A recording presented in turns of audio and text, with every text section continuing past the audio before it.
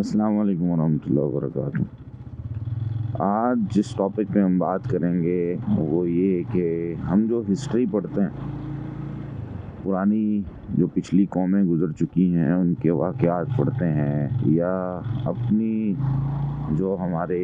آباء و اجداد گزرے ہیں ان کی جو ہسٹری پڑھتے ہیں، ان کے مقاصد کیا ہوتے ہیں۔ ان کے مقاصد میں کئی چیزیں شامل ہوتی ہیں۔ ایک مقصد تو اس کا یہ ہوتا ہے کہ اگر ہم پچھلی قوموں کی کوئی بھی بات جو پازیٹیو ہے، ہم پڑھتے ہیں کہ جی انہوں نے اس طرح کیا، انہوں نے فلاں جگہ پہ حکومت کی، انہوں نے ان اصولوں کے تحت اپنے نظام کو چلایا، اور یہ قوم یا یہ جو دور تھا یہ بہت اوپر گیا اور مسلمانوں نے اس دور میں بڑے کام کیے۔ تو اب ہم نے کیا کرنا ہوتا ہے کہ ہم نے وہ پازیٹیو اصول لینے ہیں اور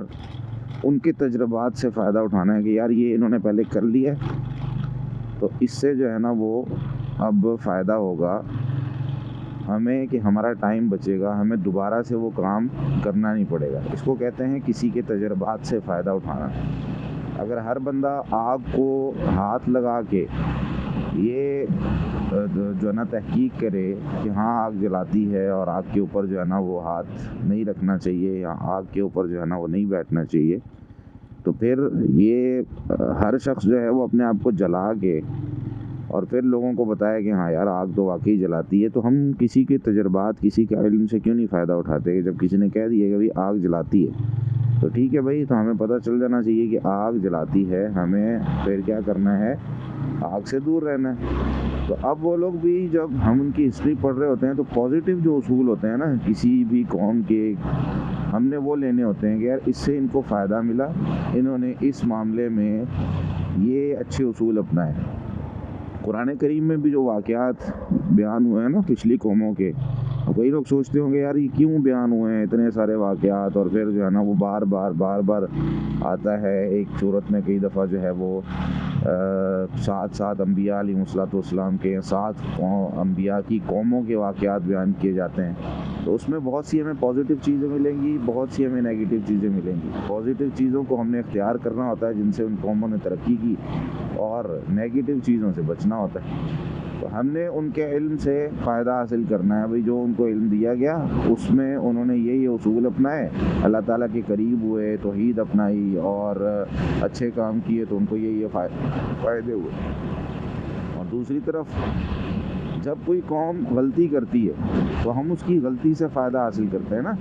ہم خود وہ غلطی نہیں کرتے۔ یعنی ایک شخص اگر جاتے جاتے کسی کنویں میں گر گیا ہے تو ہم بھی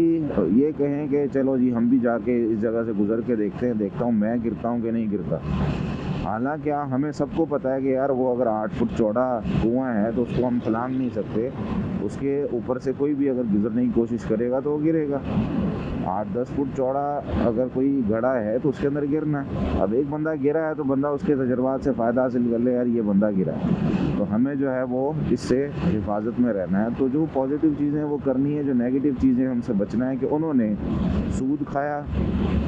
انہوں نے لوگوں کا مال باطل طریقے سے کھایا، انہوں نے انبیاء علیہ السلام کی نافرمانی کی، انہوں نے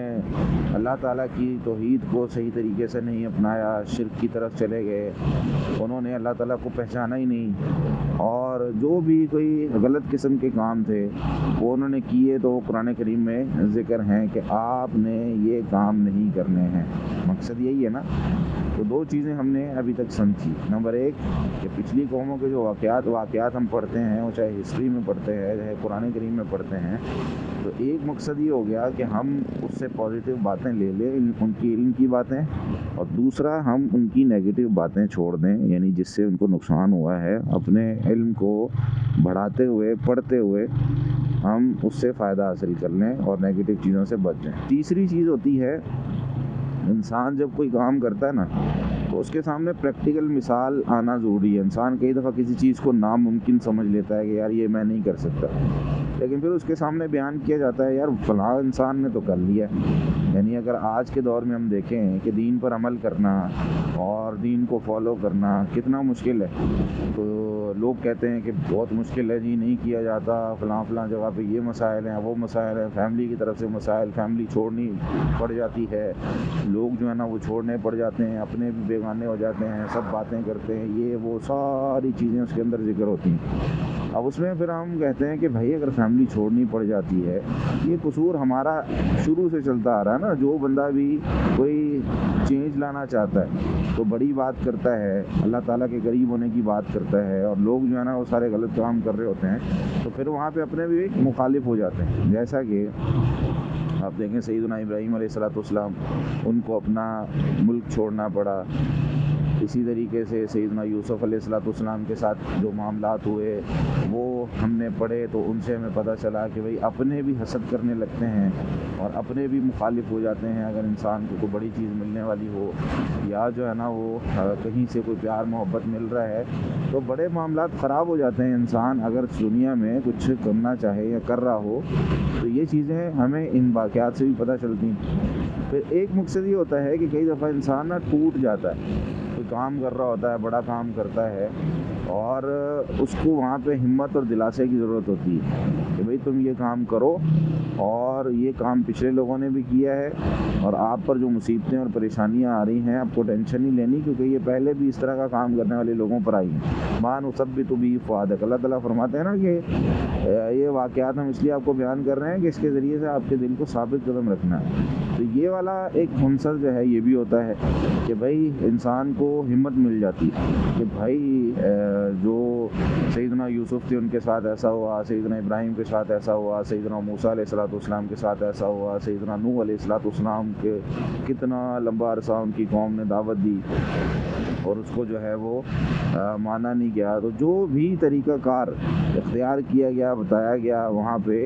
ہمیں اس کو اس طریقے سے جب ہم پڑھتے ہیں سمجھتے ہیں تو ہمیں پتہ چل جاتا ہے کہ ہاں یار یہ والی جو چیز تھی، یہ والی چیز ہمارے لیے فائدہ مند ہے یا نقصان دہ ہے، اور اس سے ہمیں ہمت ملتی ہے کہ ان سب کے ساتھ اگر اس طریقے سے کیا گیا تو انہوں نے صبر کیا، اللہ تعالیٰ نے ان کو اس مصیبت سے نکال لیا۔ تو ہسٹری پڑھتے ہوئے یا قرآن کے واقعات پڑھتے ہوئے ان چیزوں کو مد نظر رکھیں، اور بھی کئی فائدے ہو سکتے ہیں لیکن آج کے لیے اتنا کافی ہے۔